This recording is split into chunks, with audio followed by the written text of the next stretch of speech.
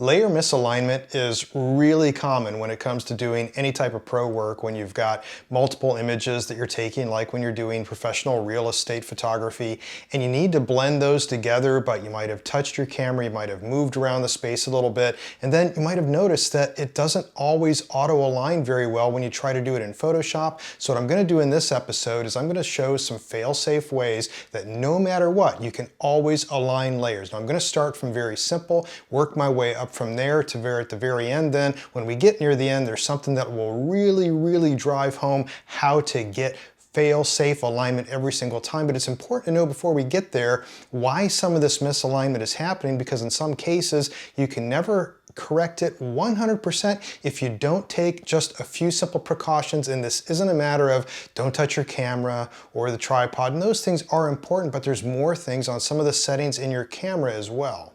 So one of the common things, and everybody goes to it right off the bat, is, well, I touched my camera. I was either adjusting something on my flash trigger or I was changing some of the exposure settings.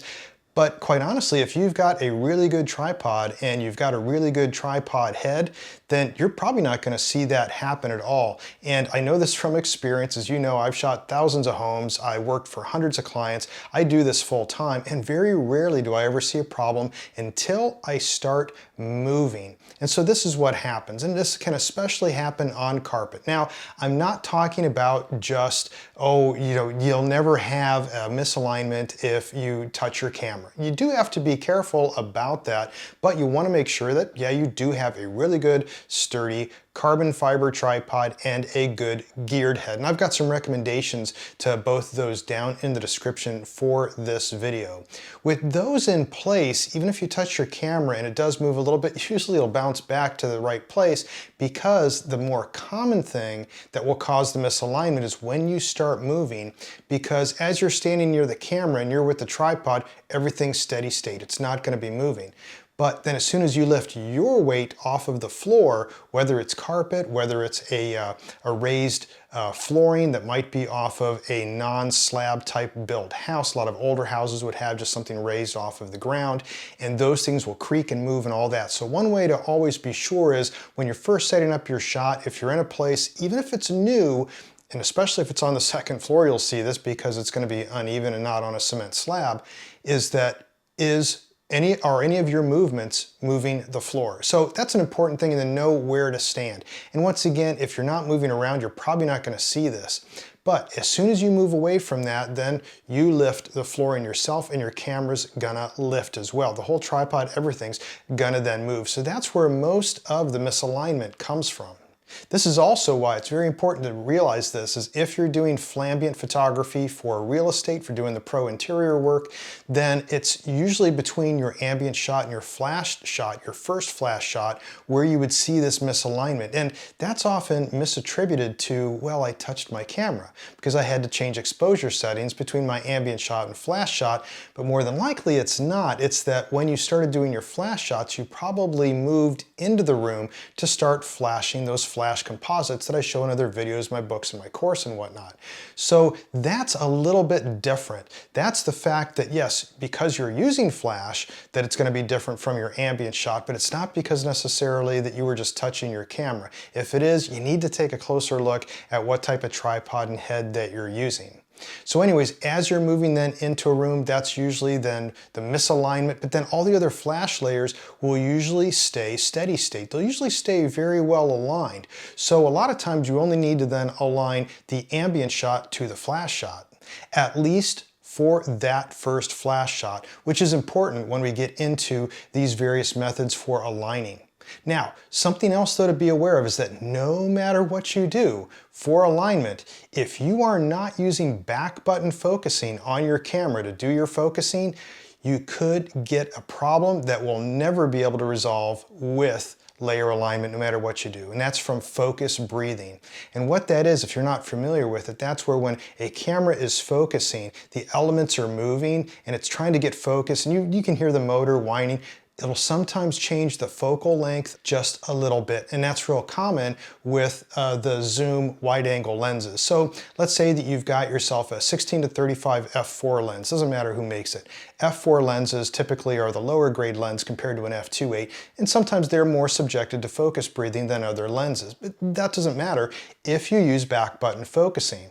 So using back button focusing, that's a matter of focusing once, using that back button on your camera that you have assigned to do back button focusing, and then it's locked. That's it. Every frame that you take will not have any focus breathing because you locked your focus point. Once the camera's there, it'll never try to focus again until you go back and do back button focusing, which would be for the next composition that you would do.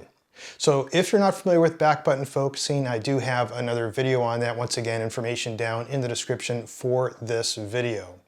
The other thing though to be aware of when it comes to settings is when you start your pre-processing and post-processing. When you bring your files into Lightroom, sure, there's pre-processing presets that you might apply, just like with the interior real estate photography. You've seen me do that. But the one thing to be aware of is if you're doing auto geometric corrections, that may cause a problem. Now, I'm not talking about lens corrections. Those will always, usually, almost inevitably have the same type of warp distortion taken out, same type of vignetting. All that stuff is usually almost always applied. That never varies. But what will happen is if you try to do auto verticals or just automatic full geometry type of corrections, because it's taking then, that software is taking on a case-to-case basis each raw file and trying to align it on its own. So there's no global parameter that's applied to each one of the files, each one of the raw files that you're dealing with that you would eventually composite together in Photoshop as layers. So if you're doing something just lens correction, yes, that is a global steady state parameter that will be applied no matter what, and everybody gets the same type of setting. But as soon as you try to do something auto for geometry, that's where AI comes in, and it's trying to then figure out where the verticals would be. So make sure that you hold off for that until the last. Once you've taken care of all that, then it's time to take a look at a few different alignment methods. Once again, we'll get into that now, but I'm going to start with something very simple. It's probably common, you've seen this before. I'm going to take that steps and step further until we can get a fail-safe way of doing this, but we want to make sure that we do this in the right order to really understand how this is progressing, what could be causing it, and then of course, how to fix it along the way. So I'm going to use this as an example for misalignment. This was shot very high, so the tripod has a little bit more of a chance to walk a little bit, especially this was on a raised flooring in this foyer compared to then the rest of the house, which was at a different level down here. So with the tripod on this upper level, there's a just really blank space underneath of it, which then makes these floorboards creak a little bit, and that's just really subjected to then movement. And the movement happens, once again, you can see I took my ambient shot, everything's fine. You can see I'm shooting wide and back. As soon as I start taking some of the flash shots, which was this one here, I moved because what I did was I walked up here upstairs. There's a staircase here, and I used a light there. I have a light that's over in this room. Then of course the key light's by the camera. Then I came back over here and I flashed again here, not worrying about there, but just getting rid of what there was. There was a shadow here from that chandelier. Then of course I shot my window pulls, and then after that I shot the repair layer. Very typical of the Flambient workflow. So you can see I took a lot of footage to do this, and of course then ended up with this, but because of that there was just a slight bit of misalignment. So after opening these as layers in Photoshop, let's work on some alignment.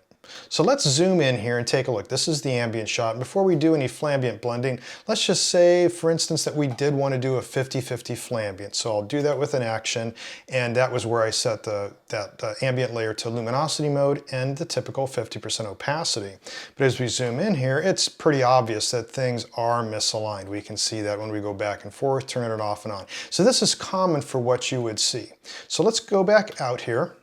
So the typical alignment at this point, and I've shown it like doing with actions, is that what you would do is select all the layers, and you can go up to select and then all layers, and you can see it's selected then all layers over here. And then you would go to Edit and then Auto Align Layers, and then you'd say Auto. So this is kind of the first thing to try. It's the standard default. Sometimes it works fairly well, sometimes it doesn't. We can go in here, we can see that it just didn't happen. And some of this happens too because of, well, I've already changed the blending mode here, I've changed its opacity, so there's really probably not enough information to go on for it to do alignment, but whatever. We can change it all back, but there's another way too. If this fails, either way, no matter what you do, if this fails, here's another method.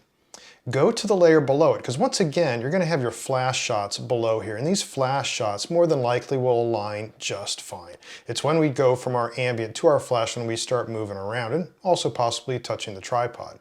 So take that first flash shot underneath of it and then just lock it in place. You can do that by clicking this little padlock icon up here, and you can see it put a little padlock on there. That means that this layer will not move, so it'll stay aligned with everything here below it. Then just take the ambient layer and this, and then try and auto align. So you can go to Edit and then Auto Align Layers, and that will then just auto align those two layers. Sometimes that can do a better job. If we zoom in here though, it's still not quite right. So that still didn't work. This happens all the time, and you've probably seen this too and been very frustrated. So the next thing that I want to show is a surefire way to fix this. Now, this is something that I show in my new online course doing professional real estate interior photography, and a lot of other stuff I do cover in that course from start to finish. Everything that it would take from gear, composition, all the editing, the lighting, the exposure settings you would use, white balance, everything from start to finish you would need to do pro interior photography. And I have a link to that course down in the description for this video. But let's go ahead and take a simple look at what I would do to fix this with one surefire technique. So let's take everything back here. Let's take this back to 100% opacity. Let's unlock this layer, just click that padlock, and let's put this back into normal mode. So this would be where we'd normally start, and all that you need to do now is change it from normal mode into difference. So when you do that, it's going to look really weird. Don't worry about that. This is temporary.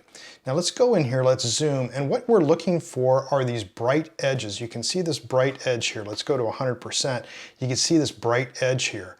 And that tells us that something is misaligned. So what you would do is you would take the move tool, that's up here, and then just using the arrows on your keyboard, move up, down, left, right. So here I'm going to move up. You can see that line's going away. Till I get right about there, that line's completely gone. Then you can see I still have a little bit of a line over here, so I'm gonna try using the left arrow key, and when I do, that goes completely away. So that should be aligned. Let's test that by taking this out into normal mode and just changing its opacity down a little bit. We can see that is aligning. We don't see those blurry lines. And when we set this back then into our standard luminosity mode for doing the flambient blending, we can see then that everything is lined up. So if we can test this, you can see the doorknobs look better aligned. You can just turn off this layer on and off.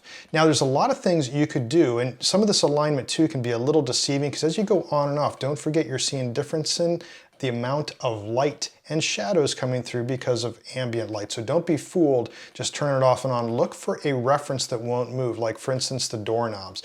I can see that, and also down here the light isn't going to change much. So going off and on like that, I can see that those are well aligned. I'm not seeing blurry lines between them. The other thing you can do is when this was in difference mode, you could have still done other things. If it wasn't just up, down, left, and right, you could also do a little bit of rotation. So you could also have gone up to Edit and then down to Transform and then, for instance, to Rotate.